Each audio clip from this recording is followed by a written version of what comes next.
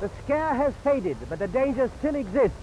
And I've come onto this screen to remind those of you who have not yet responded to the government's appeal that there can be no security until the entire nation is trained in anti-air raid precautions.